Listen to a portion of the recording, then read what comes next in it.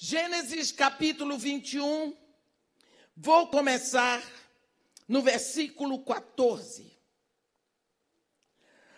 Levantou-se, pois, Abraão de madrugada, tomou um pão e odre de água, pô-los às costas de Agar, deu-lhe o menino e a despediu.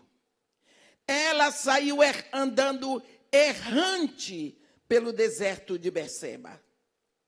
Tendo-se acabado a água do odre, colocou ela o menino debaixo de um dos arbustos e, afastando-se, foi sentar-se defronte à distância de um tiro de arco, porque dizia: assim não verei morrer o menino. E, sentando-se em frente dele, levantou a voz e chorou. Deus, porém, ouviu a voz do menino, e o anjo de Deus chamou do céu a Agar e lhe disse: que tens, Agar? Não chores, não temas, porque Deus ouviu a voz do menino daí onde está. Ergue-te, levanta o rapaz, segura-o pela mão, porque eu farei dele um grande povo. Abrindo-lhe Deus os olhos, viu ela um poço de água, e indo a ele, encheu de água o odre e deu de beber o rapaz. Deus estava com o rapaz, que cresceu, habitou no deserto, se tornou flecheiro. Habitou no deserto de Parã, e sua mãe o casou com uma mulher da terra do Egito. Amém? Os irmãos podem sentar. Quando Deus criou a mulher, Ele criou um princípio na mulher, chamado maternidade. Quando Deus criou a mulher, Ele abriu o horizonte para que todos nós existíssemos. Deus começa com pouca coisa. Ele diz: não desprezeis o tempo dos pequenos começos. Ele criou um casal, e desse casal povoou-se toda a terra. Desse casal, a população mundial é essa que nós podemos ver. Guerras e guerras e guerras, e a população mundial é enorme. Tudo veio de um casal. Mas isso só foi possível porque Deus colocou na mulher o princípio chamado maternidade. Isso não significa que toda mulher vai parir. Deus começa com pouca coisa. Ele diz: não desprezeis o tempo dos pequenos começos. Ele criou um casal, e desse casal povoou-se toda a terra. Desse casal, a população mundial é essa que nós podemos ver. Guerras e guerras e guerras, e a população mundial é enorme. Tudo veio de um casal. Mas isso só foi possível porque Deus colocou na mulher o princípio chamado maternidade. Isso não significa que toda mulher vai parir. Porque uma mulher se deita com o homem, mas quem faz o filho é Deus. E Deus faz o filho o que Ele quer, do jeito que Ele quer, para nascer no tempo dele, e ninguém pode fazer um homem, ninguém pode fazer uma mulher se não for Deus. Portanto, essa história, depois que nasce, escolhe o sexo, é mentira e é engano. Por que é que as mulheres vão fazer o teste para ver se é macho ou fêmea? E ainda tem dúvida? Quando nasce o filho, a gente olha e vê, não é possível que não reconheça. É o que Deus fez, vai ter que ser. Mas o que eu quero dizer é que Deus, quando criou a mulher, Ele fez uma mulher de forma tão especial. Eu não quero que os homens fiquem com inveja. Mas você observa que quando Deus pegou o homem, Ele pegou o barro bruto. A mulher, negativo. Ele pegou material burilado. Material delicado, trabalhado. Ele pegou uma costela do homem, mas ele fez o homem dormir. Porque assim o homem não ia sugerir, faz assim, faz assado. O homem estava dormindo e Deus fez a mulher como ele tinha no seu coração. E quando Deus fez a mulher, ele colocou no corpo dela, lá dentro, um berço. Porque ele tinha um propósito naquele berço. Pode chamar de útero, mas é o berço de Deus. Ele sabia, é esse o lugar que eu quero. No momento em que o homem deposita a sua semente, o homem pode desaparecer. Acabou. Agora é Deus e a mulher. Vamos, minha filha, fazer um filho aqui. Eu pego do seu material, o seu oxigênio, hein? As suas vitaminas e proteínas e sais minerais e tudo mais de você. Se vire para repor, porque eu preciso disso para fazer aqui uma pessoa. Deus traz da eternidade uma pessoa e cria um corpo ali dentro. Que coisa linda. Ele diz isso. Jeremias, antes que eu te formasse no ventre da tua mãe, eu te conheci. Como? Já estava com ele. O salmista diz: ó Senhor, tu me formaste no ventre da minha mãe. Os meus ossos não foram de ti encobertos, quando no oculto eu fui formado e entretecido como nas profundezas da terra. O teu rosto me viu a substância ainda informe, e no teu livro todos os meus dias foram escritos e determinados, quando nem um deles existia. Que coisa maravilhosa. E Deus ali cria um corpo para aquela pessoa. Sabe por quê? Porque a pessoa vai precisar de um corpo para viver aqui na terra. E quando o corpo está pronto, o filho diz: não preciso mais do berço, e ele sai. Ele fica independente da mãe. Ele se esforça, tudo vai ajudar. O útero empurra, sai. Nós chamamos isso contração. Sai. Só que tem uma coisa. Quando você, minha irmã, era menina, você tinha seu irmãozinho, vocês dois brincavam só de shortinho. Não tinha nada da cintura para cima. Lá pelos 3, 4 anos, sua mãe disse: não, menina, bota blusa.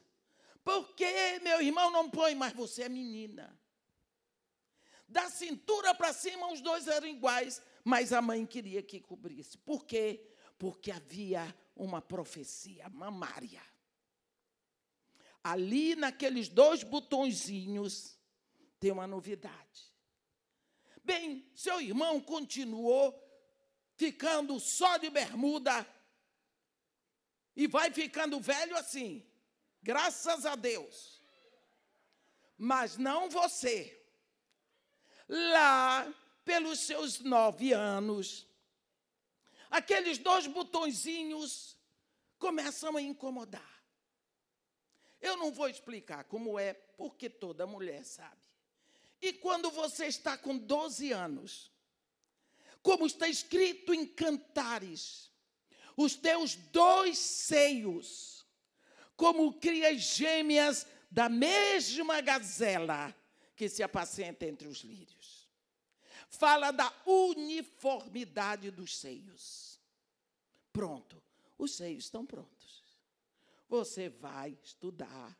A única diferença é que a despesa vai ficar maior, porque sutiã é caro. Pronto. Vai embora. Um dia, você conhece aquele rapaz, filho de Deus, temente a Deus, que sua mãe orou tanto para que ele aparecesse. E você vai ficar noiva e você casa. Os seios não dão trabalho. Um dia você fica grávida. Os seios não dão trabalho. Mas no dia que nasce o seu neném, os seios anunciam. Eles endurecem, eles aquecem, eles empedram, eles gritam, eles clamam. Ei! Atenção! Nós somos duas mamadeiras. Duas mamadeiras com alimento balanceado para o seu filhote. Na temperatura certa. Porque, na realidade, quando o seu filho nasce, parece que ele treinou. Você traz ao encontro do seu seio, ele vai até encontrar o mamilo. Não, é uma coisa tremenda. Até encontrar o mamilo. E quando ele encontra, graças a Deus que não tem dente. Ele abre aquela boca maravilhosa e ele suga com vontade. Você pode gritar, você pode gemer, sai sangue, ele não está nem aí. Ele quer porque o seio Deus fabricou para ele, viu, papai? É para ele. Mas não é só isso. Ele achou pouco, está lá no bem bom do ventre, sendo feito com tudo o que a mãe tem. Vitamina, proteína, sais minerais, oxigênio. Quando ele sai, agora ele vai sugar o leite que já foi o sangue da mãe. Entendeu? Esse leite que ele suga já foi seu sangue, mulher. Se você não abrir o olho, ele vai sugar a vida toda. Vai mamar. A vida toda. Abre o olho. Abre o olho. Isto, quem inventou foi Deus. Quem inventou foi Deus. Pergunte se tem uma mãe que reclama. Mãe, eu estou falando de mãe. De ter parido e de ter amamentado. Não. Existe um propósito de Deus quando Ele criou em você a maternidade. Toda mãe que não engravidou e não pariu, ela tem um gemido uterino. Ela tem uma frustração, mas eu quero lhe dizer, e repito, quem faz o filho não é o seu marido. O pobre do homem talvez não saiba fazer esse copo d'água como vai fazer um filho. Você também não sabe. Quem faz o filho é Deus. Ele fez você mulher, mas não significa que você que tem que parir filhos do seu corpo. Nunca se esqueça que o propósito de Deus é que nós cresçamos e multipliquemos. Mas quem diz que temos que multiplicar só tendo muito filho? Há um modo de multiplicarmos diante de Deus. Se fosse por isso, quem não tem filho seria a pessoa mais frustrada dessa terra. E tantos filhos que podemos ter. A maternidade é algo que está tão inserida na vida de uma mulher que ela nasce e quando é pequena, ela pega a bonequinha dela com um jeito, parece que ela passou o tempo todo cuidando de uma criança. Ela troca a fralda, ela dá mamadeira, ela faz de tudo com uma boneca. Por quê? Por causa da maternidade que existe nela. nós vemos aqui. A mulher chora para dar à luz. Dói. Dói. E Deus sabe disso. Mas eu vou dizer uma coisa para vocês. Se fosse tão ruim, ela não teria o segundo. Nem o terceiro. Nem o terceiro, nem o quarto. Quantas mulheres aí que têm 10, 15 filhos? Ainda vai dizer que dói? Tenha misericórdia. Vamos falar desta mulher. Escrava, totalmente desvalorizada, Agar. Abraão foi no mercado escravagista do Cairo, escolheu uma escrava e comprou para sua mulher, Sarai. Não é? Comprou. O nome dela era Agar. Quem é o pai e a mãe de Agar? Ninguém sabe. Só sabia que ela era escrava de Sara. Lá um dia, Abraão, eu não vou entrar na história de Agar. Abraão se deitou com com Agar e engravidou. Ela se tornou a concubina de Abraão. Nasce o filho. Era visível a esterilidade de Sara, e Sara já tinha passado pela menopausa. Então, quando nasce Ismael era tido como o príncipe herdeiro do trono semita, embora a mãe fosse egípcia. Ele nasceu e cresceu como o príncipe herdeiro, filho único de Abraão, o hebreu. Sua mãe sabia entre todos os escravos que ela era a mulher diferente, porque o filho dela se assentaria no trono semita. Esse menino cresceu sem nenhum perigo. Não haveria como Sara ter um filho. Não havia a menor esperança. Até que um dia, Deus aparece para Abraão e diz para ele: daqui a um ano, eu voltarei a ti e Sara, tua mulher terá tido um filho. Até Sara riu. No período de um ano, nasceu Isaac. Eu queria que vocês pensassem comigo, dentro da casa de Abraão, a situação que aconteceu desde que o zum começou. Estão dizendo que Sara está grávida, mas quando todo mundo ria. Quando daquele mato não sai coelho? Quando velha daquele jeito, menino, quando? Só que o ventre da velhinha começou a crescer. Não sei se existia gravidez psicológica. O fato é que com 9 meses, nasceu um garotão. Isaac, daqueles que mamam, nasceu. Eu quero que você olhe agora como ficou a situação de Ismael. Cada dia que ele olhava para Sara e via o ventre, será que é? Será que não é? E eu, como é que fica?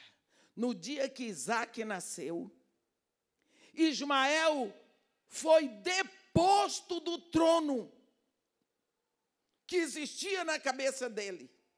Ele foi deposto, ele perdeu tudo. Ele deixou de ser o príncipe herdeiro.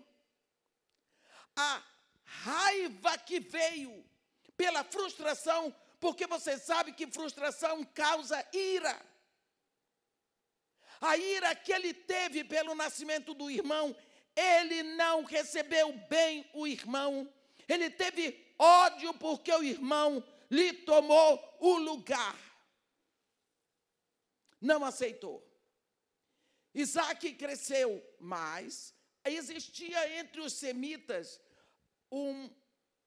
uma tradição de quando o menino faz 2 anos para 3, ao desmame. O menino deixa de ser bebê e passa a ser um menino. Ele deixa de sugar o leite materno. Nessa hora é um momento assim, como se fosse ele ficou adulto. Eles davam um banquete. No dia do banquete de Isaac, por causa do desmame, foi uma festa muito grande. Só que não teve essa festa para o desmame de Ismael, porque não era essa a cultura entre o povo do Egito. Ismael teve tanta raiva, tanta aversão daquilo, que a inveja dele o cegou a tal ponto que ele maltratou o irmão na frente de Sarai. Ai, ai, ai. Na frente de quem? Sarai, mãe, que sonhava com um filho por 90 anos. Na hora que pare o filho, vai deixar que alguém toque no filhote dela? Mas nunca. Deixa não. Só uma pessoa completamente desnaturada deixa tocarem no seu filho. Ele pode estar... Aí, o meu, toca nele. Acabou. Toca não. Só quem pode sou eu. Viu? Nem você. A gente não gosta que toque no neto. Tocar no filho. Misericórdia. Quando Ismael caçoou, não sei o que ele fez com Isaac, Sarai virou uma leoa e disse: Abraão, manda embora essa escrava com o filho dela, porque o filho dela não será herdeiro com Isaac, meu filho. O que ela estava dizendo para Abraão? Você só é um reprodutor, o meu filho é um, o dela é outro, manda embora. Lógico que Abraão não gostou. O filho era dele, ele gostava de Ismael, ele amava Ismael, era o filho dele, o primogênito. Eu acho que teve uma briga dentro de casa. A Bíblia diz que Deus interferiu. Para Deus ter interferido, a briga foi forte. Né? Deus veio lá e disse: não te pareça isso mal, por causa do moço e por causa da tua serva. Atende a Sara. Eu gosto tanto de Deus. Ele sempre vem a favor da mulherada. Atende a Sara em tudo que ela te disser, porque é por Isaque que será chamada a tua descendência. Coitado de Abraão, né? Acordou de madrugada, pegou um odre de água, um pão, chamou a escrava: pega o teu filho, vão embora, sai. Aí vem um versículo muito triste.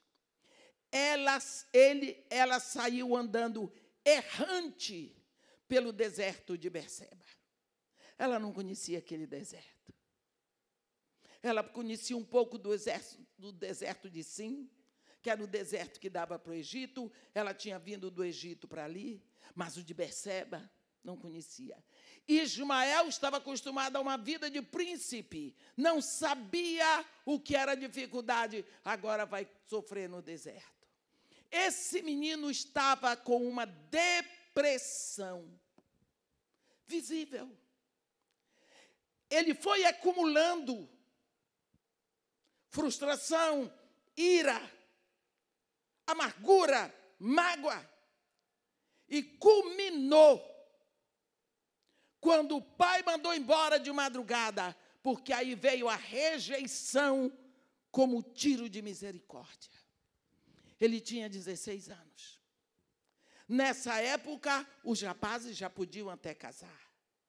Agora começa essa história, uma mulher sozinha, com um filho no deserto.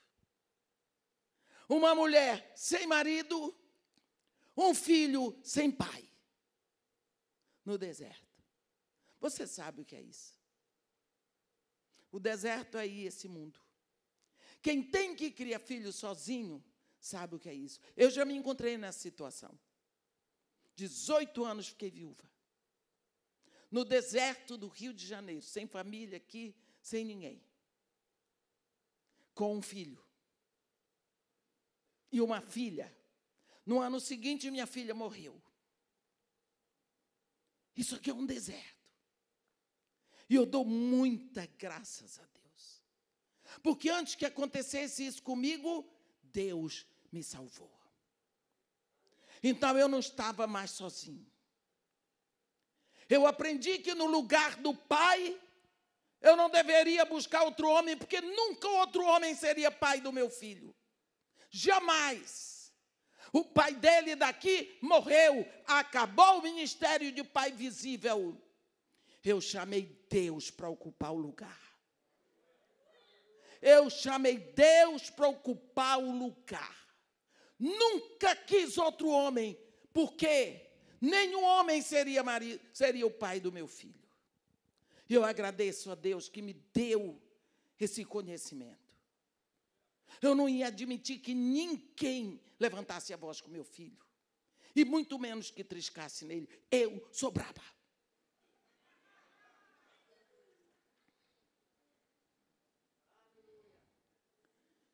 Essa mulher saiu. Esse menino tem uma situação visível de depressão, porque depressão é acúmulo de dor.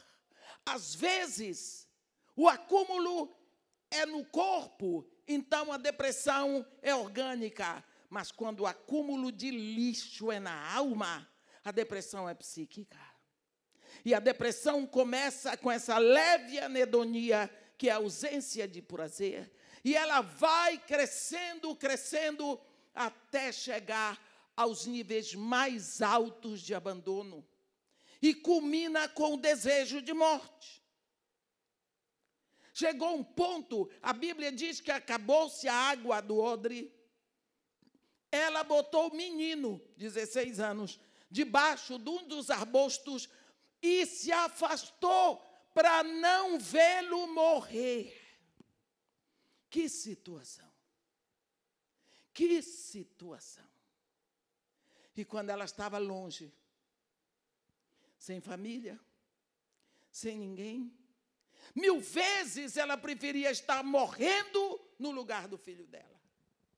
Ela não aguentou mais.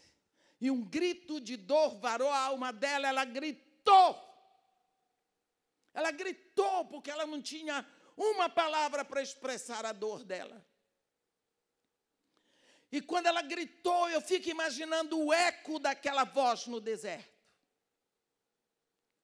Ela ouviu uma voz dizer: que tens, Agar? Não temas. Porque Deus ouviu a voz do teu filho, de onde ele está. Hein? Quem foi que gritou? A mãe. Deus ouviu a voz do filho. Entendeu?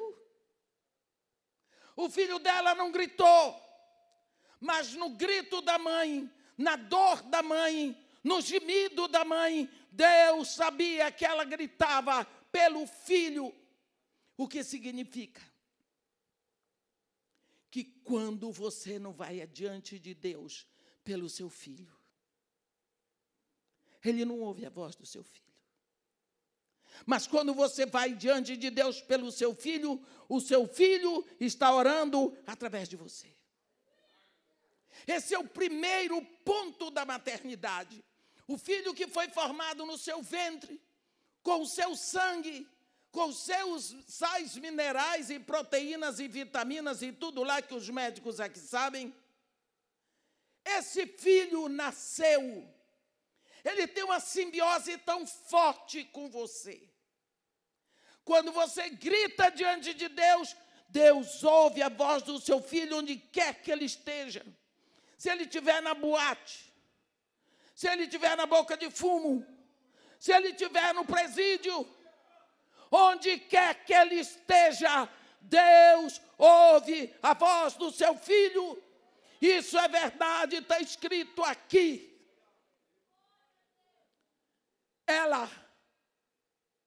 Aí Deus diz: ergue-te,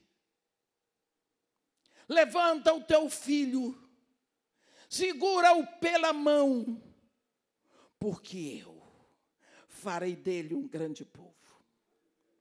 Primeiro, tem que ter um trabalho em você, minha irmã. Ele diz: ergue-te. Tem mulher que quando chega numa situação difícil, ela fica igual um pé de alface, fresquinha, fresquinha, pronta para ser comida. Mulher tem que se levantar guerreira. O filho, quem fez no seu ventre, foi Deus. E Deus dá conta do que Ele faz. Ninguém melhor do que você pode lutar pelo seu filho junto com Deus. O grande erro é você entregar nas mãos de outra pessoa para tomar conta dele. Colocar seu filho sob a autoridade de alguém. Quem pariu foi você, quem fez no seu ventre foi Deus. Ergue-te, se levante, guerreira. Segura o seu filho. Segure na mão dele. Ande com ele. Presente na mão dele. Esse negócio de filho de porta fechada, porque privacidade. Privacidade, coisa nenhuma. Você invadiu minha privacidade de dentro do meu ventre. Agora quer privacidade no seu quarto? Negativo. Não tem. Vou deixar meu filho à mercê do que o capeta manda do inferno pela mídia? Negativo. Não tem privacidade. Porque Deus diz: segura-o pela mão, te faz um com ele. Presente na vida dele. Ergue-te, levanta o menino. Seu filho está numa situação difícil. O pai morreu. Ou o pai largou a família. Ou o pai é um zero à esquerda. O garoto está para baixo. Você vai ficar dizendo para ele assim: está vendo? Seu pai, aquele cafajeste, está por aí metida com as outras. Não quer saber de você, está vendo? Eu não disse? Não vale nada. Está vendo? Aquele responsável. Você está falando mal do pai do seu filho? Ele não vale um tostão, mas ele é o pai do seu filho. Não tem um filho que queira saber que ele é gerado de uma coisa ruim. Seu marido pode, o pai dele pode ter feito tudo de errado, mas não precisa você dizer. Deixa que o povo vai dizer. Você, se disser para o seu filho: seu pai não presta, ele vai dizer: pô, a senhora é tão burra, tinha que arranjar um marido desse. Assim, pelo menos, não diga. Cate umas qualidades assim no homem. Veja umas coisas boas nele, entregue para o filho. Seu pai não. Seu pai era assim, assim. Só o que era bom. Só o que era bom. Entregue para o seu filho, porque você levanta a moral do garoto. Oh, mas meu pai. Seu pai, Deus sabe quem é ele. Olha aí, ó, ele é um homem saudável. Olha o rapaz que você é. Procure, cate, vá pescar alguma coisa boa do pai dele para dizer para ele. Para ele crescer um rapaz seguro. Deus diz: se você se levantar, andar com seu filho, levantar a moral dele, Deus diz: aí eu entro com tudo. Eu farei dele um grande povo. Já pensou nisso? Deus e você, na formação do seu filho, Deus e você é uma dupla imbatível. Uma dupla imbatível. Imbatível. Não tem como dar errado. A Bíblia diz que Deus abriu os olhos dela e ela viu, olhe bem esse versículo 19, abrindo-lhe Deus os olhos, viu ela um poço de água. O quê? E indo a ele, encheu de água o odre e deu de beber ao menino. O poço estava do lado dela. E o filho dela ia morrer de sede, porque ela não via. Sabe, quando nós estamos com muito sofrimento, muita dor, a dor embota, as emoções embotam a percepção da nossa alma. E nós vemos a realidade ou deturpada, ou simplesmente não vemos. Ela não podia ver a solução ao lado dela. Por quê? Porque na cabeça dela tinha assim: meu filho vai morrer. Vai morrer porque acabou a água. Água, sem água no deserto se morre. Meu filho vai morrer porque acabou a água. Meu filho, era a única realidade que ela lembrava. Ela esqueceu que no deserto pode ser que se encontre água. E foi isso que Deus abriu os olhos dela. Deus não botou um poço de água ali.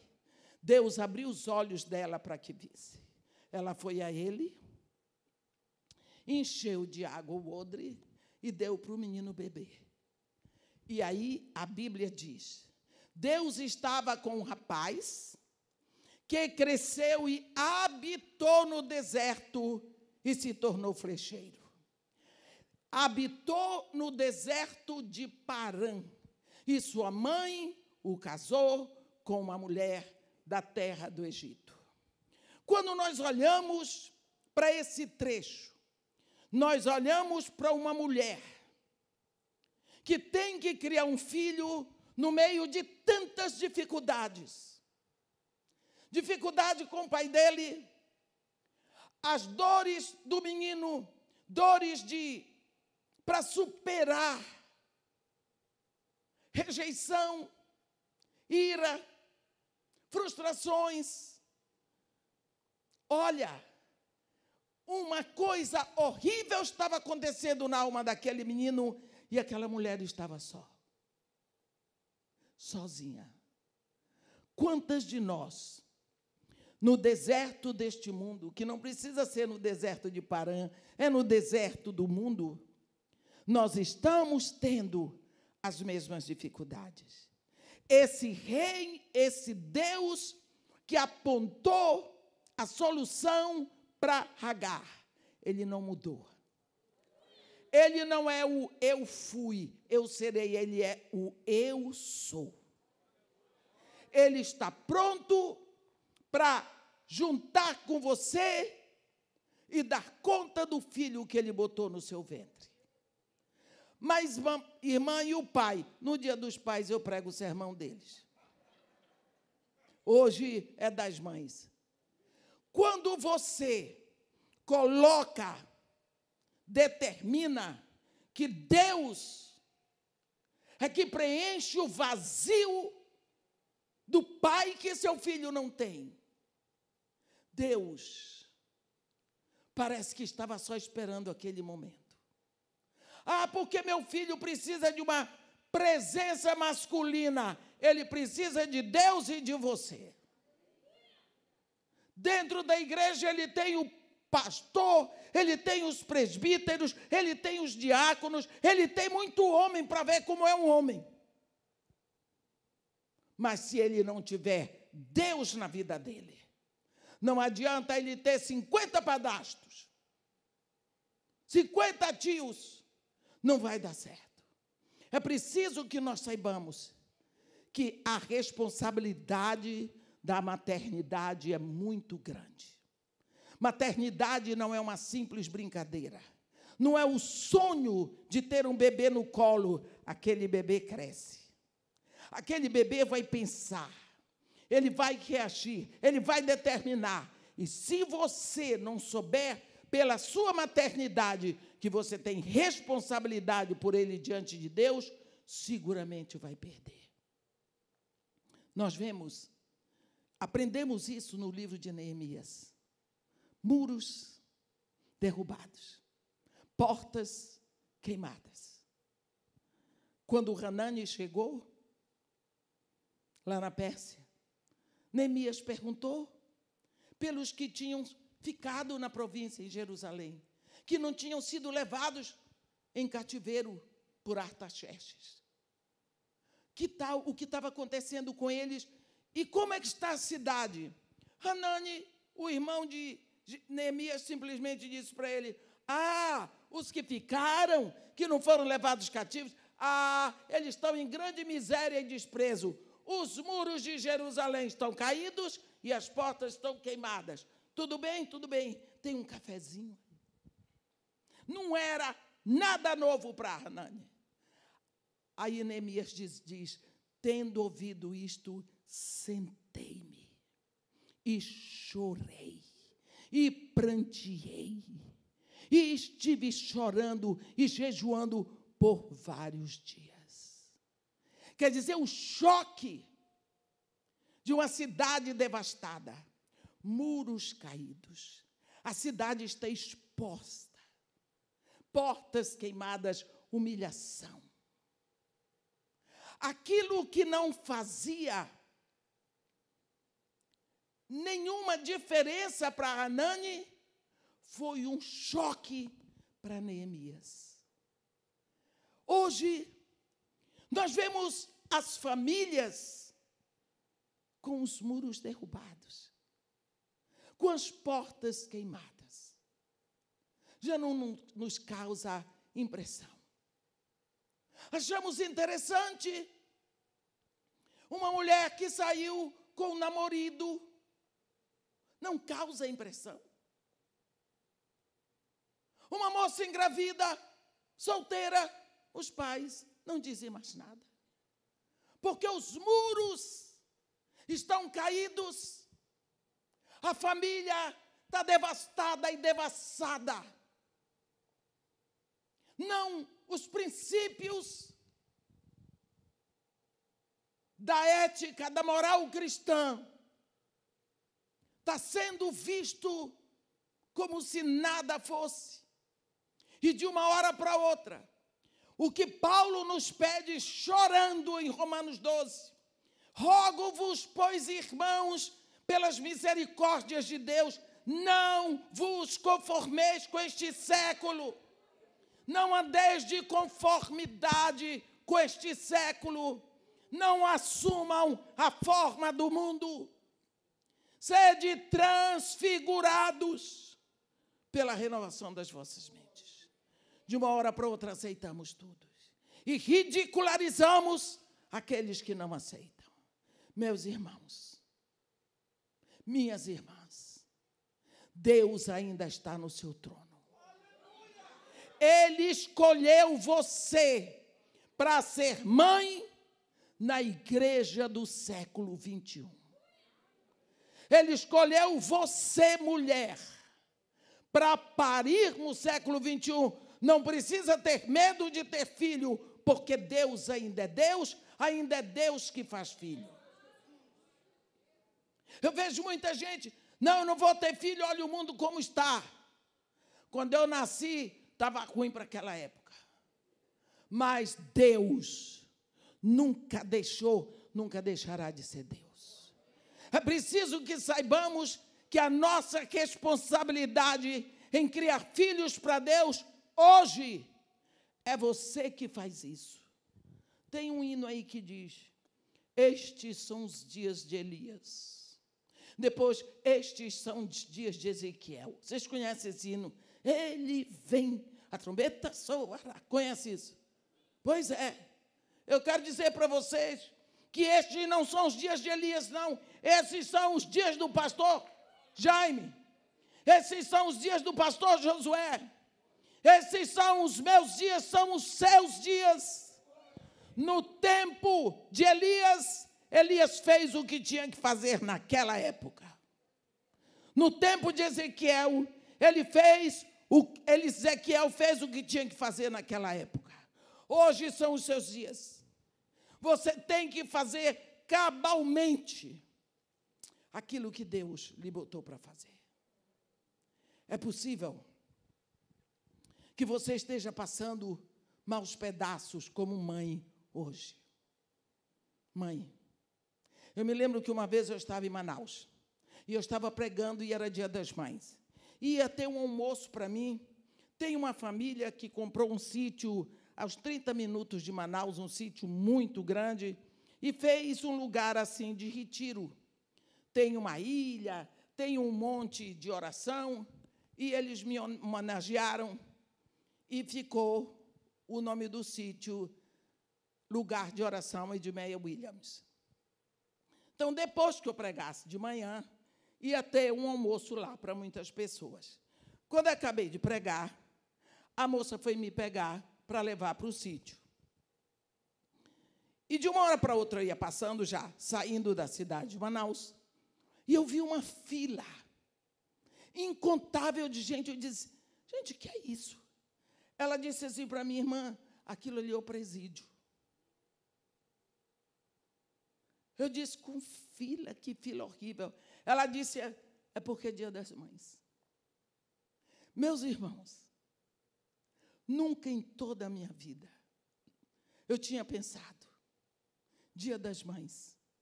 Mães que vão ao presídio para visitar seus filhos que estão presos. Filhos que vão ao presídio para visitar mães que estão presas. Eu nunca tinha pensado nisso. Hoje, nós estamos aqui juntos adorando em congregação. Tem muitas mães que estão chorando. Umas enterraram um filho essa semana. Outras têm seus filhos no CTI. Filhos que têm mães que foram enterradas. Outros têm mães que estão doentes. Outros têm mães que estão presos.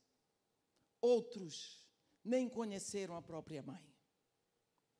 Então, a dor está espalhada em todo canto. Única coisa que nós precisamos saber é que quem criou a maternidade é Deus. Esse grito maior, esse gemido maior de maternidade no seu coração, foi Deus que botou. Ai de Ismael, se a mãe não grita. Ai de Ismael, se não tivesse uma mãe que soubesse gemer. Ai do seu filho, se ele não tem uma mãe que geme por ele diante de Deus. Infeliz do filho que não tem uma mãe que ore por ele. É obrigação de toda mãe. Se você não está orando pelo seu filho, você está em débito com ele. Débito com ele. Sabe? Quando Jesus Cristo diz, bem-aventurados os que choram, são aqueles que intercedem na oração. Cerque os seus filhos com oração. Impeça o dano na oração. Profetize na oração. Diga as palavras do seu coração, do que você deseja para o seu filho. E ele ainda vai passar por dificuldades. Imagina se você não orar. Não descanse. Não dê a Deus descanso enquanto você estiver nessa terra. Comece a parir coisas novas e boas na vida dos seus filhos e dos seus netos. Também não esqueça que o marido da sua filha é seu filho, que a mulher do seu filho é sua filha. Ore, cerque, produza, profetize, leve-os diante de Deus, faça horrores na hora da oração. Ainda agora o pastor Jaime estava me dizendo que me lembrava quando o Glenn foi fazer vestibular. Ele tinha que passar por uma faculdade do governo. Eu não tinha como pagar passar faculdade particular para ele. Eu ia durante 7 dias, cercar a UERJ, orando, tomando posse de uma vaga para o meu filho. Eu matriculei meu filho 7 vezes na faculdade de odontologia da Universidade do Rio de Janeiro. Eu ia lá e matriculado, vai em espírito e chorava diante de Deus. E eu vou dizer, viúva, quando começa a chorar, Deus diz, toma. E ele entrou. Aí, um dia, foi campeão mundial de jiu-jitsu, veio com a conversa de João sem braço. Ah, mãe, é porque o meu amigo foi para os Estados Unidos, eles querem abrir uma academia de jiu-jitsu, e ele me convidou para ir para lá, porque ele está ganhando muito dinheiro. Eu disse para ele, a faculdade. Eu tranco um pouquinho, eu disse, o quê? O quê? Você não vai trancar faculdade nenhuma. Você vai completar a sua faculdade. Depois de ter orado tanto, ter gemido tanto, ter chorado tanto. Filho, você vai largar? Mas nem por cima do meu cadáver. Nem por cima. Quanto mais comigo vir, você vai se formar.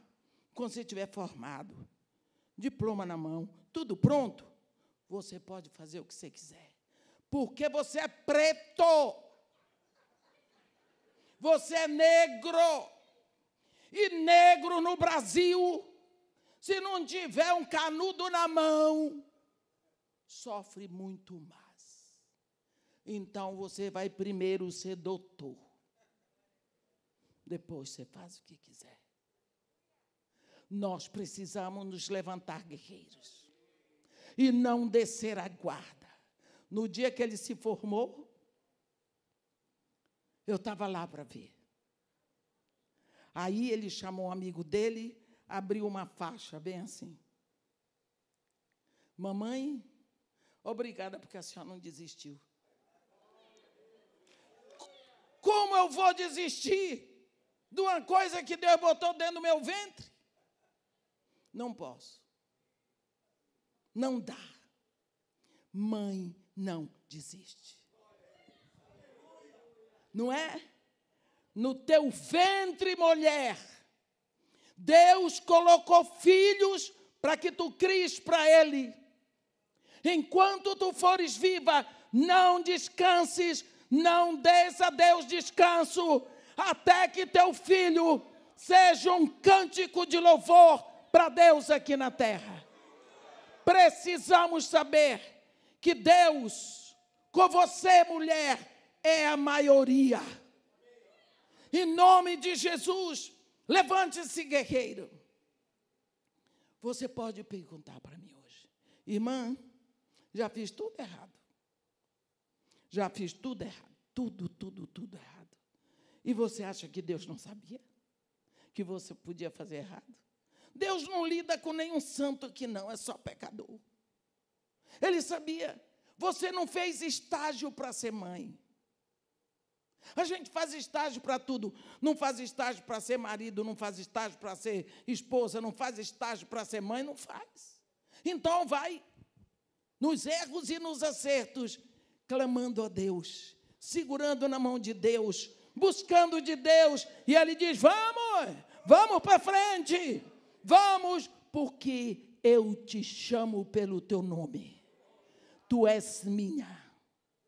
Eu te gerei. E eu gerei um filho no teu ventre. Tu és mãe. Grita diante de mim pelo teu filho, porque eu contigo vamos fazer uma proeza muito grande na vida dos teus filhos, na tua casa. Não desista. Pode estar difícil, não tem problema.